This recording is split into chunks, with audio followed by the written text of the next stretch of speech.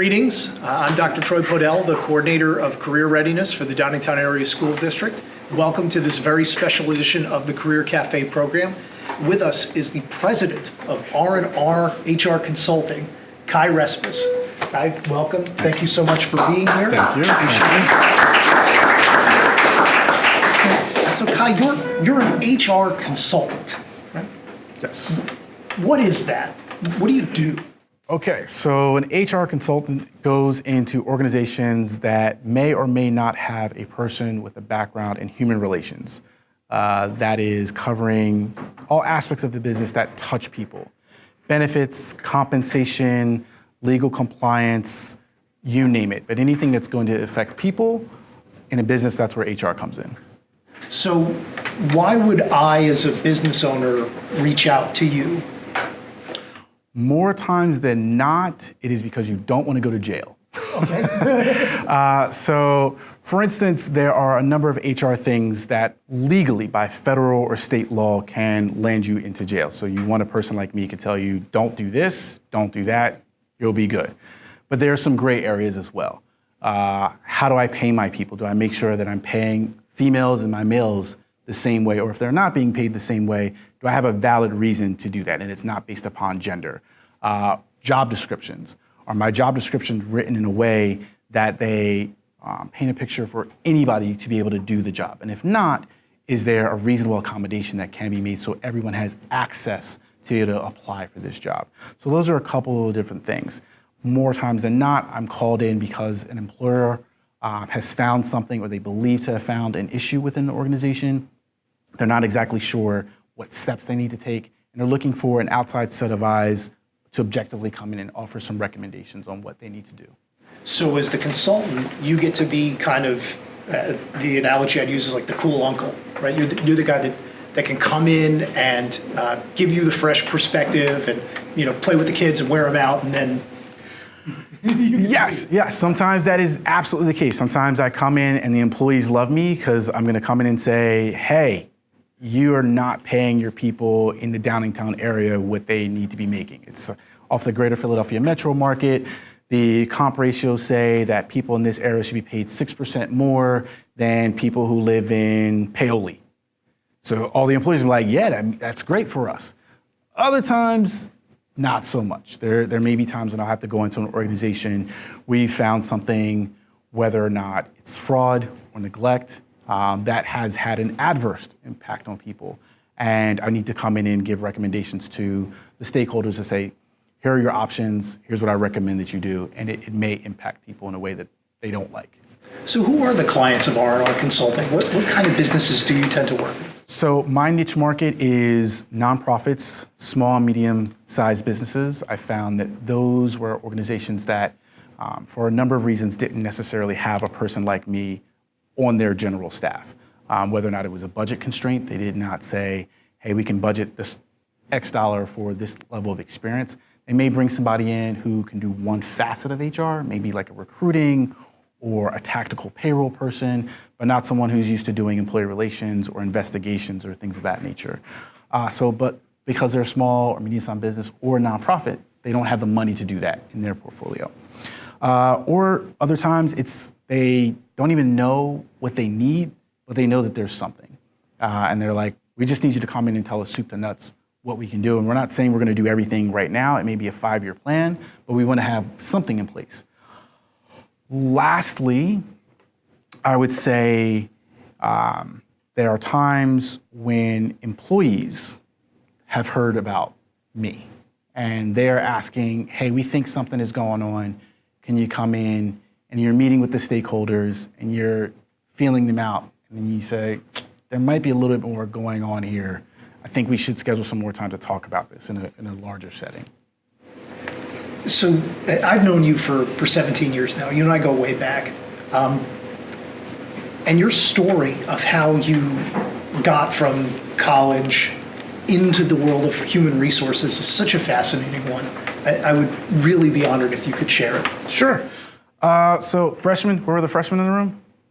All right, so freshman, long time ago was a freshman, really not joking, I'm only 40. But as a freshman, I was like, yes, I'm gonna be an architect. I'm gonna build houses and mega structures, and I am gonna be awesomely rich, and I'm gonna have buildings with my name on them. And I took drafting, and I started off the year really good. And the second half of the year, we put this new CAD system in, and like I just plummeted. And my dad was like, "What are you doing?" And I was like, "Okay, we're not gonna be an architect. We need to figure something out." But there were some other issues that it affected my family, and law was an area that I said, this will be something that I want to pursue. I love to debate.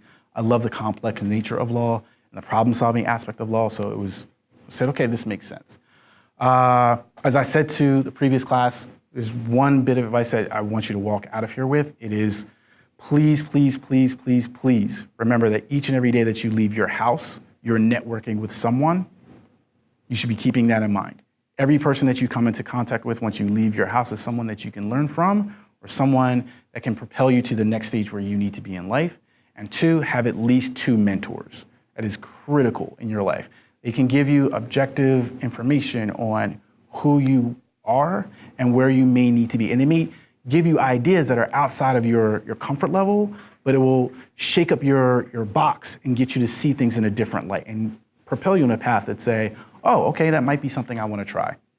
So as it stood out, before graduation, I knew that I wanted to try and pursue law. And I'm sitting down with my mentor and we say, okay, what's it gonna be? And I like money, love what money can do for you, but I had a conundrum. When it comes to law, I did not want to do corporate finance contract law, which you make a lot of money, but I find it to be very boring. I don't want to sit and read paper. And there's that lack of interpersonal context, except if you're arguing about contracts and non-disclosures, completely different issue. And then the other side of law that really interested me was the criminal side of law. And the problem with that was my moral and ethical base, I knew I was going to fail on one side. So either I was not going to live up to the ethical standard of being able to provide the best defense to someone who I knew had done something wrong, or ethically I wasn't gonna be able to live with myself because I knew someone had done something wrong and I just helped them get away with it. So my mentor said, what are you gonna do? So I said, okay, let's kick the can on this. And I had different forays in touching different aspects of HR previously in different roles. I was a third key at a retail store called Lids. So I'd done performance management and goal setting there. I had worked at Dairy Queen, and there were compliance issues that when you think back at the jobs that you had, you don't think about them necessarily in the role, but at that time, but then when you get back, you're like, wow, I was doing that then. And then the cool thing, my parents had worked in the casinos. My dad actually retired from Caesars, but before he retired, he and my mom got me into their HR department, and I started out cutting my teeth doing leaves of absence administration. And I learned so much about how people game the system to take advantage of the leave of absence and how some people really need the leave of absence system and the laws that protect the people from that. And that really was the impetus that said, okay, this is something that we can run with and go from there. So you cut your teeth in the world of HR in the casinos in Atlantic City.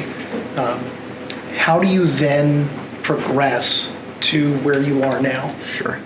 So prior to graduation, I needed a job, and I was at Temple, and I guerrilla stalked the then director of HR. Every single day, I called or emailed him, telling him and sent him my resume that I was the HR person that he needed to hire. And Mr. Milosky, I'm sure, got sick and tired of it. But every single day, I was like, you need to hire me. And there was no position. It was just like, I need to work for you. It's a perfect fit. And it was the summer. I was in Ben Salem. I was playing at the courts. And I get a phone call. And it's like, I've got an hour. Get here. And I'm like, okay, I'm playing basketball. I've got an hour.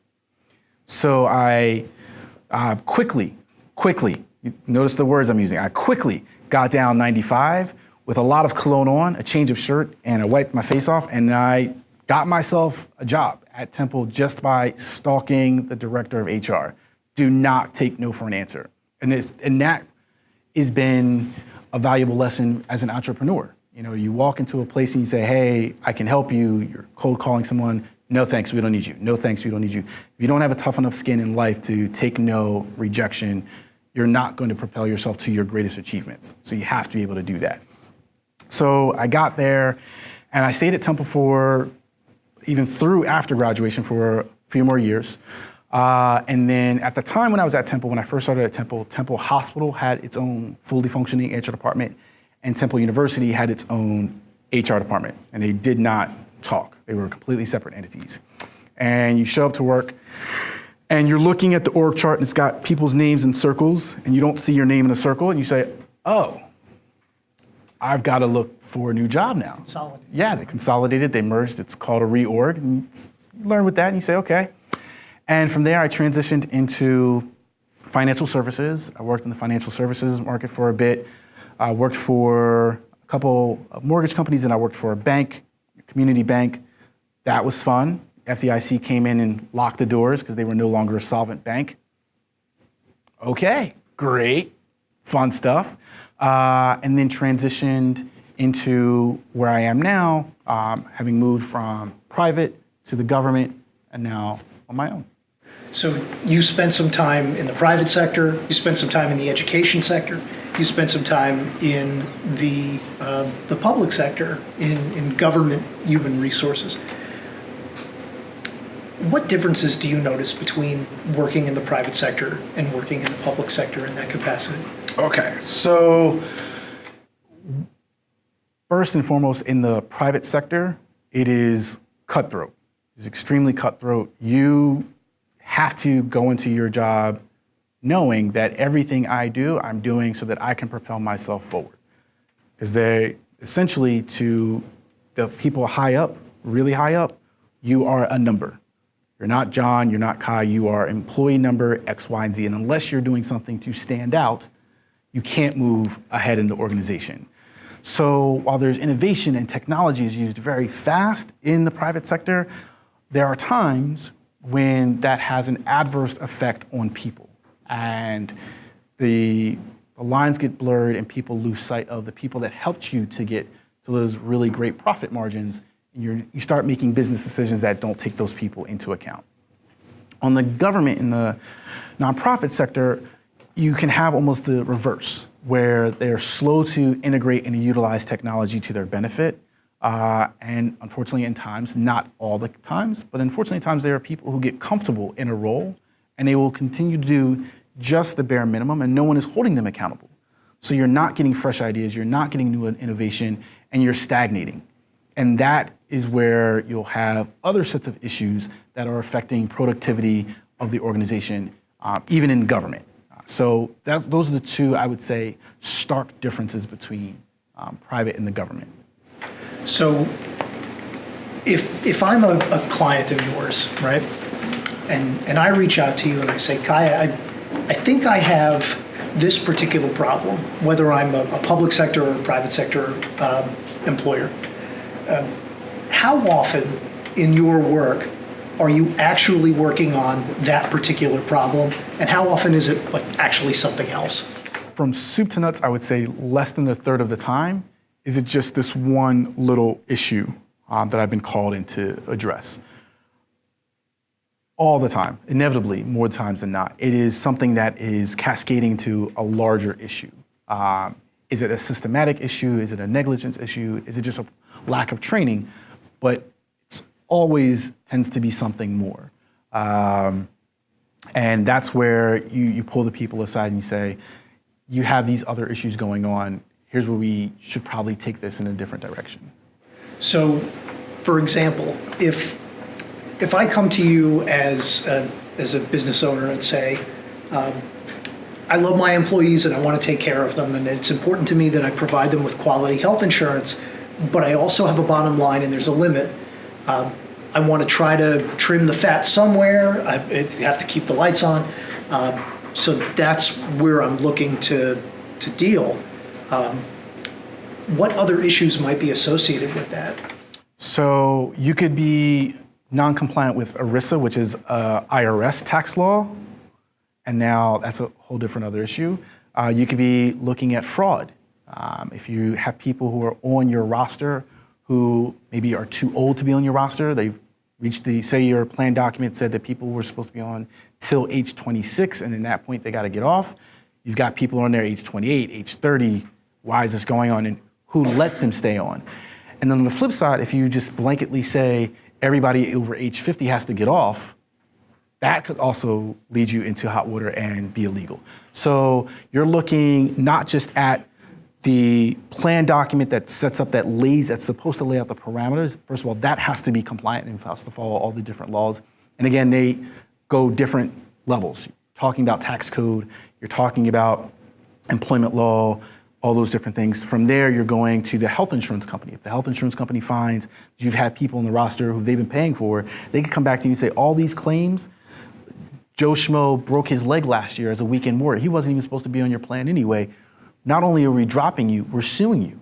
Right. So now you're on the hook, not just for all those damages, but now they're going to go back and question every other claim that they've paid out. That could be very cost ineffective and could shut the doors of an organization. Then if you're talking about, if it's something where negligence and someone has kept someone on the benefits and they haven't been paying for it, that can lead to a number of different issues. Is that someone doing somebody a favor in the organization because they like them and they're buddy-buddy, and that's fraud from your organization? Or is it just the person wasn't trained and didn't know? Or if you have somebody who's illegally being put onto your benefits. So those are all, it just cascades into something else, and you have to dive deep, and you're pulling different sources to find the complete picture. We have a question in the back of the room. You know, it's kind of similar to yours. Just, are you able to provide? Are you able to give them an example of? I don't know how much legally you're allowed to say, but of a time when you were called into a company and maybe something that was a little different or strange or kind of crazy that you kind of had to deal with. Sure. So one in particular for me, and I'll give you two. One for an organization that I was working with. They had a policy in place that was supposed to outline vacation. So here's the thing. When you take a job offer, it's going to tell you your base salary is $60,000 a year. You're going to get 12 vacation days, 10 sick days, and so on and so forth. Most times people are only thinking about the $60,000 a year. Great, that's a job salary I can factor in. When you talk to a business, you have to tell them, well, those vacation days are also monetary days that you have to put into your budget. Come to find out, this organization, there were two people who liked each other, and they had the ability to manipulate the timekeeping records. So when a person was taking off, it wasn't docking from their vacation time. So they were actually getting more vacation than they should have gotten, which is essentially, the organization was overpaying that person. Right. And it was the reason why the person was allowing to do it, because they had a relationship. So when that person got the extra vacation days, he was taking that other person to Atlantic City with the extra money from the vacation days. So that's bad. Another incident, this was not a client of mine, but in the HR field, and for anybody who wants to be an accountant or an auditor, there was a payroll company that was doing the books for an organization, and they were in charge of filing their taxes with the state. They were in charge of making sure the payroll went through and all the direct deposits and all that stuff was done. And all the employer had to do was give a name and direct deposit information. This payroll provider had created dummy accounts, and every payroll, $2,000 was going into this account. And the president of that payroll company was then embezzling that money from the organization. And it was a bad thing. But that's why you need to have internal controls. You need to have some types of checks and balances. And it was unfair I felt bad for the lady who was the bookkeeper in that organization, because she was a bookkeeper. She's not an accountant. She's not an auditor, and she wasn't a payroll person to verify. She didn't know about E-Verify. She didn't know about checking the IRS to make sure that the 941s matched up and looking at an employee roster, that every name on the roster matched her census. So it was unfortunate that she got lumped into that, and yeah. She got asked to do something that was out of her depth. How does that work then? After you found out that information, what's the next step? Like, what did you do after that? So as a consultant, there's only so much I can do, with the exception of if something is illegal. Right? If something is illegal, I do have a responsibility to report it to the local government. Right? For instance, if there is an organization that has employed people who do not have work authorizations to work here in the country, that I have to report to the federal government. If I find an organization has not filed its taxes, my responsibility stops with saying, you need to file your taxes, you need to do it ASAP, and if you don't do it, here are the repercussions that are going to happen. That's my recommendation. As an organization, they can pick and choose what they want. You will have organizations, when you're providing them your summary, they will work with you and they'll ask you, maybe, can you modify your language if we've done something really bad so it doesn't seem that bad. As a consultant, you have to understand where your liability lies. There are some issues that you can say, you know what, I can use this language and it won't seem as bad, but there are other situations where you could financially be held responsible and you could be dragged into court if you're not laying out the full picture and something is completely egregious and illegal. So you wear lots of different hats as an HR consultant, right? You're part detective, part investigator, part therapist and counselor, part accountant. Of all the hats that you wear, which is your favorite? Being a counselor. That gives me the opportunity to, what I feel leads the biggest impact to an organization. I can give you insight into changing a software company for your payroll provider that's going to improve your efficiencies and you'll be faster, but that's not really making a big impact to people. I can help you write policies so that everybody's on the same page and management knows how to do things and how to operate in a more sound way. No one's going over here and doing something that they shouldn't be doing. But that, again, doesn't necessarily have a real tangible impact. I'll give you an example. Last year, I was with an organization and they had a man whose daughter was being bullied in school and she was going to take her own life. And she had made a plan, and surely by grace, luck, fortitude, karma, whatever you want to call it, her note fell out of her jacket, someone picked it up, took it to the guidance office. The school has a liability for what happens to you in school, and yes, there is some liability through technology to a certain degree, but they're not equipped to provide the resources mentally that the mom and dad are additionally going to need, as well as that daughter. The health insurance company, any of you know, or your parents may still be making appointments for you, it can take 2 weeks to get an appointment at a therapist. And more times than not, that's going to be individualized sessions, so there's going to be a gap there. And what I was able to do, thankfully this was an organization that was forward thinking and had an employee assistance program. I saw where the gaps were, and I worked with the school, with the insurance company, and the employee assistance program to make sure that the daughter got the resources that she needed immediately. The school was able to say, okay, we understand where we're at. We're not going to be liable for anything. She's getting the help that she needs. The mom and dad were able to get the help that they needed. The insurance company was not going to jam them up and give them a huge bill, adding to their stress, because we had found a workaround in regards to the waiting periods and the doctors that they were using.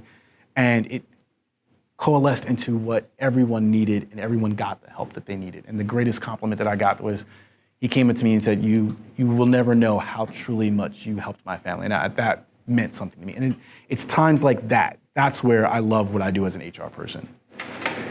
You and I have had a lot of discussion about family and that notion. And you and I both, in addition to having a common alma mater, are both young fathers. How has being an entrepreneur helped you be Kai the dad? So as an entrepreneur, I get to make my schedule.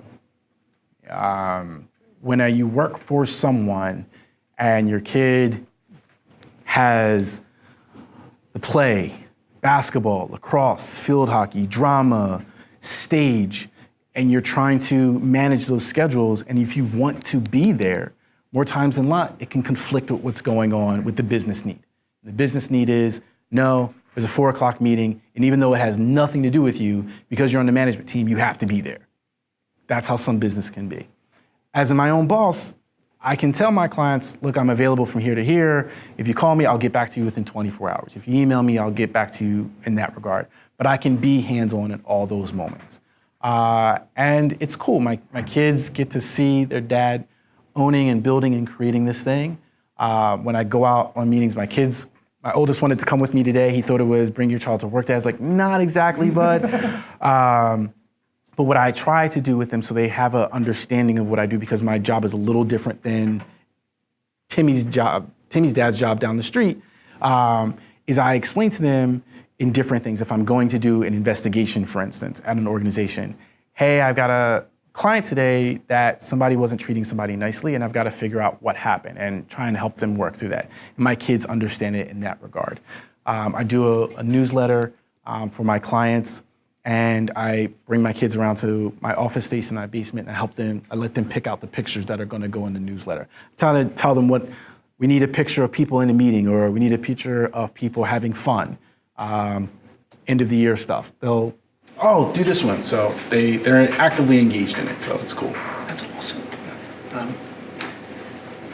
You and I have also had a lot of discussions about the role that ethics plays for us as professionals. You know, we draw from a common body of ethics, and how does that impact how you go about your business as an HR pro? It is key for me. I can't disassociate ethics from business. I think the two go hand in hand. And it is imperative to me when I'm sitting with an organization and they're asking me to give them a recommendation for something that is going to impact their people, that I lay out for them, here's scenario A, scenario B, scenario C. Scenario A is going to give you a lot of profit, but is going to have the most adverse impact on your clients, which in turn may impact your customers and long-term impact your profits. Option C may have the least amount of impact on your employees, but it may not be the best for the business. Option B is going to be the middle of the road, and that's where I try and land on my recommendations for organizations. It doesn't always work that way, but if you are approaching it from a standpoint where you're not disassociating ethics and business, and you put the heart in business, you will find a way that you can give an organization a comprehensive plan that incorporates all of those things, and they're not at odds with each other. I have one more question before we throw it open to the group. You've got 18-year-old Kai Respes by the shoulders. What do you tell him? I would have told him to formulate his LLC right then and there. I will tell you, here are some real life facts. By the time you guys enter the real professional adult working aspect, I'm not talking about the summer jobs at 16 and 17, not even 18. I'm talking about post-college, so 22 and up. Most of you, if not 75 to 85% of you, will change jobs 8 to 10 times. The old notion that you would join an organization, you would stay with that organization for 20 years and retire. You get the gold watch. Yeah, you get the gold watch. Those days don't exist. Formulate an LLC, find something that you're passionate about, something that you love to do. Formulate an LLC, it's a limited liability organization. You can spend as little as $300 by formulating a business out in Iowa, just a pet project that you have, and let it grow. Put a little bit, 10 hours a week into it, and you'll be surprised where that can lead you later on in life. Because what you don't want is to be a person who spent 25 years with an organization, and you're thinking you're gonna get that last 5 and then you're gonna retire. And the owner gets a deal that they can't walk away from, and they say, I'm selling the business in 2.5 months. The new owners are not keeping anybody. They wanna bring in their own staff. And now you don't have the transferable skills to go someplace else. And now what do you do? It is a shell shocker to a lot of people. They don't have that plan in place. And if That's one thing I'm gonna tell my kids. Secondary to that, who here is gonna get a summer job? All right, so what are some of the jobs we're gonna get? Shout them out. Dishwasher, okay, what else? Waitress, what else? Umpire, okay, lifeguards, babysitters, all excellent stuff. Excellent. You're talking about an average range between $8 to maybe $11 an hour. Not counting, well, that's also factoring in tips, because that can be very dicey as a waitress. So here's something that I will be telling my own kids. Did you know that at your community colleges, they are offering courses that are basically 4 to 8 hours on a Saturday, 3 consecutive Saturdays or 3 Saturdays a month, that you can go and get certified. And you can be an elevator inspector, you can be a code enforcement officer, and guess what? Instead of making $8 an hour, sweating, being gross, taking orders from somebody else, you'll get $20 to $30 an hour and a pension. Sounds pretty good, but these are things that we're talking about. So I would highly recommend that you guys look into some of these programs that are at your community colleges, literally 3 Saturdays a month, $200, you get certified, and you take that knowledge with you forever. That is something that is so imperative. In my role, growing up, your other educators will tell you, you don't stop evolving. You are continually improving and continually growing as a person. And the second that you say, I've learned all that I need to learn, I don't need to learn anymore, that's when you start regressing and the world will pass you by. So those would be the key things. A, create your own business. Doesn't matter what it is. You can have, if you like to crochet, make a crochet business. And you don't even have to be good at crocheting. You're just like, you know what? I'm gonna pay people to crochet. If I find somebody who's got really good talent and got the great gift of that, I can talk to people. I've got a great person who can make all the baby blankets you want. How much is it gonna cost you to make a baby blanket? Buy my materials, about $30. I'll tell you what, I'll split it with you. You take 20, I'll take 10. It's a win-win. Sure, no problem. These are all little tips and tricks that you guys can utilize at a very young age and take them with you for life. Okay, thank you so very much for being with us today. Thank you. That'll do it for this very special edition of the Career Cafe.